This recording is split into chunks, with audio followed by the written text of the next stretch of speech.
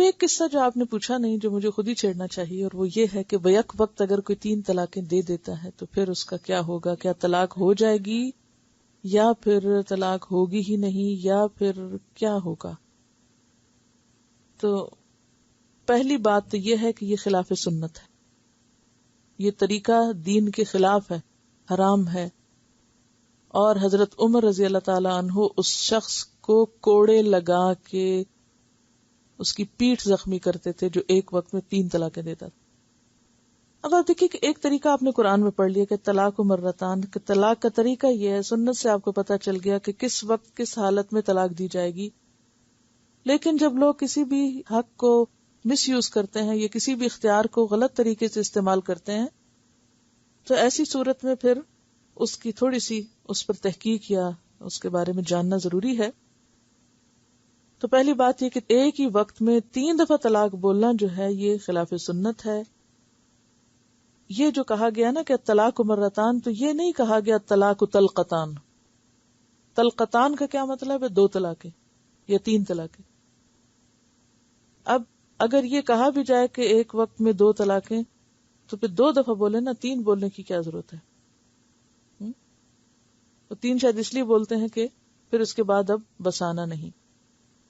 تو پہلی بات تو یہ ہے کہ اگر ایک ہی دفعہ میں 3 دی ہوئی 3 ہوتی تو پھر یہ ساری آیات اور یہ سارا طریقہ جو ہمیں بتایا گیا اور یہ ساری حکمت کہ کیوں وقفے وقفے سے اور کیوں عدت کے 3 مہینے اور کیوں رجوع کی اجازت اور رخصت، یہ سب تو پھر ختم ہی ہو کے رہ جاتا ہے. اس کی تو ضرورت ہی نہیں.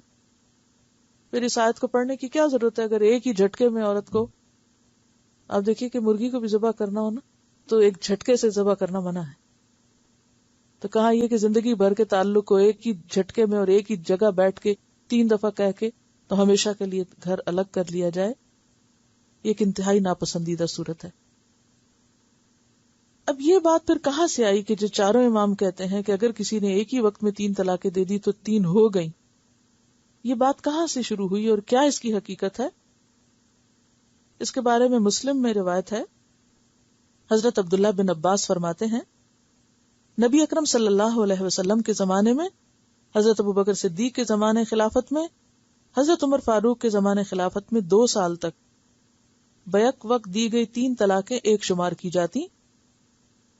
حضرت عمر بن خطاب نے کہا جس چیز میں لوگوں کو سوچنے سمجھنے کی مہلت دی گئی تھی لوگوں نے اس بارے میں جلد بازی سے کام لینا شروع کر دیا جو خلاف سنت ہے. لہٰذا آئندہ ہم بیک وقت دی گئی 3 طلاقوں کو 3 ہی نافذ کر دیں گے. تو انہوں نے ایک آرڈیننس کے ذریعے اب اس شخص کی بھی جو ایک ہی وقت میں 3 دفعہ بولتا تھا اس کو 3 ہی شمار کرنا شروع کر دیا.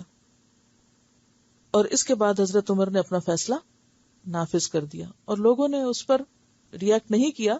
تو وہ اس وجہ سے تھا کہ یعنی اس رجحان کو روکنا مقصود تھا کہ لوگ ڈریں اور لوگ آئندہ یہ غلط طریقہ اختیار نہ کریں.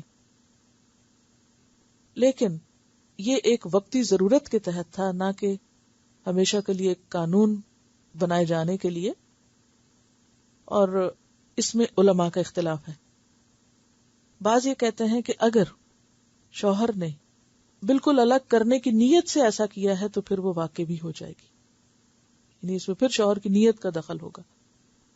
اور بعض یہ کہتے ہیں کہ نہیں، جس طرح نبی صلی اللہ علیہ وسلم کے زمانے میں، حضرت ابوبکر کے زمانے میں 3 کو ایک شمار کیا جاتا تھا، اس لیے اگر کوئی ایک دفعہ میں 3 کیا 1000 دفعہ بھی بولے تو 1 طلاق شمار ہوگی، کیونکہ وہ ایک بار ہے. طلاق مرتان کا کیا مطلب ہوتا ہے؟ ایک بار. اور مرتان 2 بار، 2 دفعہ لفظ بولنا نہیں بلکہ 2 الگ الگ مواقع پر دینا اور پھر بائن کے لیے تیسرے الگ موقع پر طلاق دینا. اور جیسے کہ سورۃ الطلاق میں آتا ہے کہ طلقوہن لعدتہن، اور اگر ایک ہی دفعہ میں طلاق بائن ہو جائے تو وہ عدت کا تو پھر کانسیپٹ جس میں رجوع ہو سکتا ہے، رجوع کا حق تو مرد کے پاس رہا ہی نہیں اور سوچنے سمجھنے کا بھی وقت نہیں رہا. اور خاندانی نظام جو ہے وہ اتنی معمولی سی چیز نہیں ہے کہ جس کو انسان ایک ہی جھٹکے سے ختم کر دے اور بچوں کا مستقبل اور سب چیزیں داؤ پہ لگا دے. اور پھر لوگوں نے اس کا حل کیا تلاش کیا؟ اس خرابی کے بعد ایک اور خرابی شروع ہوئی کہ حلالہ کرانا شروع کر دیا. اور اس میں آپ نے دیکھا کہ ایک عورت کے اوپر پہلا صدمہ طلاق کا اور دوسرا صدمہ ایک اور اجنبی شخص کے پاس جا کے رہنے کا اور پھر اس سے دوبارہ طلاق لینے کا اور پھر واپس اس گھر اس کے ساتھ، تو یہ کس قدر ذہنی اور عملی پریشانی کا سبب بنتا ہے. تو اس لیے یہ مسئلہ اختلافی مسائل میں سے ہے، اور اس میں جو قرآن کا طریقہ ہے، جو سنت کا، وہ میں نے آپ کے سامنے رکھ دیا ہے کہ اصل طریقہ کیا ہے، اور لوگوں نے اس کو کس طرح مس یوز کیا وہ بھی میں نے آپ کو بتا دیا. اور اس میں علماء کا اختلاف کیا ہے. یہ اختلاف ہے کہ اگر کوئی یہ نیت رکھ کے دیتا ہے تو پھر اس مرد ہی کے اوپر ہے کہ اس نے کیا سوچ کے دیا تھا، ہمیشہ کے لیے الگ کرنے کا یا غصے میں محض ایسا کیا اور ایک ہی مراد اس کی تھی دینا. تو پھر چونکہ یہ قانونی معاملہ ہے پھر یہ کسی قاضی کے سامنے جائے گا، اس لیے اس حکم کو پڑھ کر آپ فتویٰ دینے کے قابل نہیں ہوئے. یعنی ان آیات کو پڑھنے کے بعد آپ کو مفتی کا سرٹیفکیٹ نہیں دیا جا رہا کہ آپ اٹھ کر فیصلہ کرنا شروع کر دیں. ٹھیک ہے.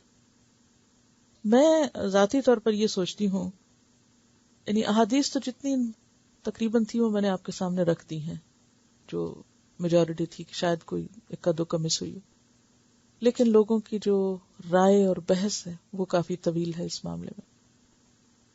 ذاتی طور پر میں یہ سمجھتی ہوں کہ دین جو ہے وہ بہت واضح اور کلیئر دین ہے. آیات پورا مقصد بتا رہی کہ طلاق کا پروسیجر کیا ہے. نبی صلی اللہ علیہ وسلم کی سنت سے صحیح طور پہ پتہ چلتا ہے. اگر اس طریقے کو فالو کیا جائے حضرت عمر کی سنت کو چھوڑ کر، تو اسی میں بھلائی، اسی میں وہ مقصد پورا ہوتا ہے کہ جو رخصت رکھی گئی اور جس طرح اسلام چاہتا ہے خاندانی نظام کو بنانے میں سنجیدگی، وہ اسی طریقے اور پروسیجر پہ پوری ہوتی. تو اس میں آپ مختلف کتابیں پڑھ سکتے ہیں اگر آپ مزید اس معاملے میں جاننا چاہتے ہیں. اس میں مزید اتنی ڈیٹیل میں جانے کی دو لوگوں کو ضرورت ہو سکتی. نمبر ایک، جس کو خدا نخواستہ ایسے کسی معاملے سے واسطہ پیش آئے. نمبر دو، جو مفتی یا قاضی بننا چاہے. تو اس نے خدا کو جواب دینا ہے، لہذا پورے شرع صدر کے لیے ساری بات کو پڑھے. لیکن عامت الناس کے لیے اتنا ہی کافی ہے جو آپ کو بتا دیا گیا کہ اصل چیز ہے کیا، اصل حقیقت کیا ہے اس معاملے میں. اب دیکھیے کہ تقریباً 7 اسلامی ملک ہیں جس میں یہ قانون باقاعدہ نافذ ہے کہ اگر کوئی شخص ایک ہی وقت میں 3 طلاقیں دے گا تو اس کی طلاق جو ہے وہ کنسیڈر نہیں ہوگی، اس کو ایک ہی شمار کیا جائے گا. میں آپ کو ملکوں کے نام بھی بتا دیتی ہوں. 7 اسلامی ممالک جن میں مصر، سوڈان، اردن، مراکش، عراق، شام اور پاکستان شامل ہیں. ایک مجلس کی 3 طلاقوں کو ایک ہی طلاق شمار کرنے کا قانون نافذ ہے، یعنی قانون موجود ہے. بعض اہل علم کے نزدیک بیک وقت دی گئی 3 طلاقیں 3 ہی شمار ہوتی ہیں، لیکن بات یہ ہے کہ نبی صلی اللہ علیہ وسلم کے زمانے میں 3 کو کیا شمار کیا گیا؟ 1 شمار کیا گیا. آپ کے مقابلے میں حضرت عمر کا اجتہاد ایک وقتی ضرورت تو پوری کرتا ہے مگر آپ کے قانون کی جگہ نہیں لے سکتا. پھر اسی طرح یہ ہے کہ امام مسلم کی صحیح روایت میں وہ حدیث جو میں نے ابھی آپ کے سامنے پڑھی کہ آپ صلی اللہ علیہ وسلم کے زمانے میں، پھر حضرت ابوبکر کے زمانے میں اور عمر رضی اللہ تعالیٰ عنہ کے بھی ابتدائی 2 سالوں میں یہی قانون نافذ تھا. پھر اس کے بعد حضرت عمر کے اجتہاد کے بعد بھی کبھی امت کا اس پہ اتفاق نہیں ہوا کہ ہاں ایک ہی وقت میں 3 بولنے سے 3 ہو جائیں گی. پھر اسی طرح یہ جو حضرت عمر نے آرڈیننس نافذ کیا تھا وہ لوگوں کو ایک خرابی سے روکنے کے لیے کہ اگر تم نے ایسا کیا تو بطور سزا تم پر نافذ ہو جائے گا. لیکن وہ ایک وقتی ضرورت تھی، وہ ایک مستقل قرآنی حکم اور ایک سنت کی جگہ نہیں لے سکتی. بہرحال باقی مذاہب ہیں ان کے اندر یہ چیز موجود ہے کہ وہ اس کو ایک ہی شمار کرتے ہیں، لیکن اگر دونوں طرح کے دلائل کو آپ سامنے رکھ کر دیکھیں، جو چیز کلک کرتی ہے وہ یہی ہے کہ نمبر 1 اسلام میں جو مقصد ہے شادی کا اس کے قریب تر کیا بات ہے؟ عورت کے حقوق کی ادائیگی یا ایک گھر کو بچانے کے لیے کیا چیز درست ہے؟ سب سے بڑی بات یہ کہ خود قرآن اور سنت کا طریقہ کیا ہے.